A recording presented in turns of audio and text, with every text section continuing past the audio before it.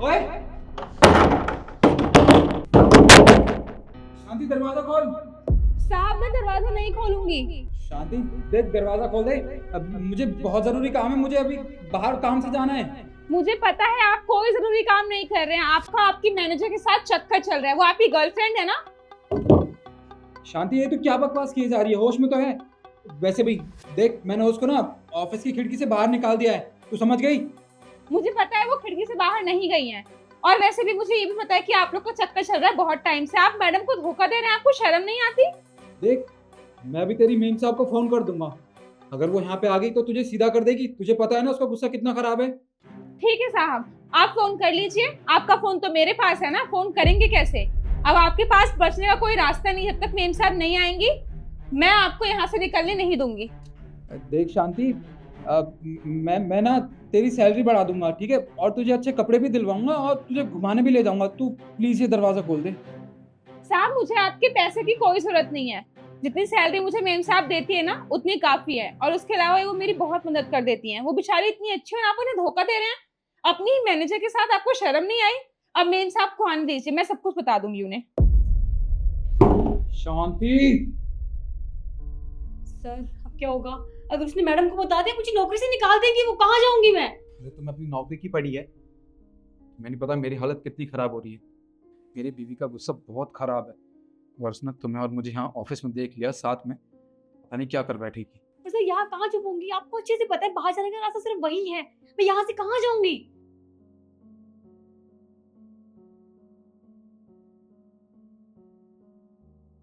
तुम एक काम करो, तुम पर्दे के पीछे जाके छुपो। क्या इस कर्टन के पीछे जाऊं मैं? अरे यार, जितना कह रहे हो उतना सुनो ना, जल्दी जाओ। अरे यार क्या आफत है।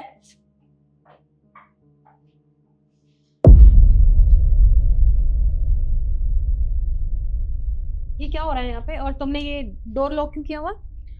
मेम साहब मैं आपसे बोल रही थी ना कि साहब का किसी से चक्कर चल रहा है। और देखिए आज मैंने उन्हें रंगे हाथों पकड़ भी लिया है। मैंने ये गेट बंद कर दिया और अंदर साहब और उनकी गर्लफ्रेंड है जो कि उनकी मैनेजर भी है। तुम्हारा दिमाग खराब हो गया? तुम जानती हो तो कि तुम जिसके बारे में बोल रहे हो वो कौन है? वो मेरे हस्बैंड है, यानी कि तुम्हारे मालिक है वो। मेम साहब मैं सोच समझ के ही बोल रही हूँ और आपको सच्चाई दिखाने के लिए मैंने ये गेट बंद कर रखा है। आप इसे खोलेंगे ना तो अंदर साहब अपनी गर्लफ्रेंड यानी अपनी मैनेजर के साथ अंदर हैं। और ये वो आज नहीं कर रहे हैं, वो रोज यही काम करते हैं। मेरी एक बात याद रखना, अगर मैं अंदर गई और वहां पे मुझे कोई नहीं मिला, तुम्हारी बात झूठी साबित हुई, तो मैं तुम्हें अभी के अभी ना नौकरी से निकाल दूंगी। जी मेम साहब। चलो।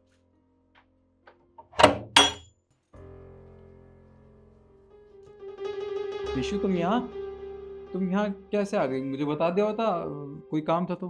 अपने ऑफिस में आने के लिए जरूरी नहीं होता कि कोई काम हो। और तुम मुझे ये बताओ, तुमने जिसको यहाँ पे छुपा के रखा है उसे बाहर निकालो। ये क्या बोल रही हो? मेरे ऑफिस में मेरे अलावा और कौन हो सकता है यार? देखिए बकवास करने की जरूरत नहीं है, क्योंकि इसने मुझे सब कुछ सच बता दिया है। तुम तो मुझे बताओगे नहीं, मैं खुद ही ढूंढ लूंगी। अरे ईशु, ये क्या कर रही हो यार? कोई भी नहीं मेरे ऑफिस में। अरे कोई होगा तभी तो ढूंढोगी यार। देखो यार, मेरी बात तो सुनो। तुम बेवजह परेशान हो गए। कोई होगा तभी तो मिलेगा। ईशु,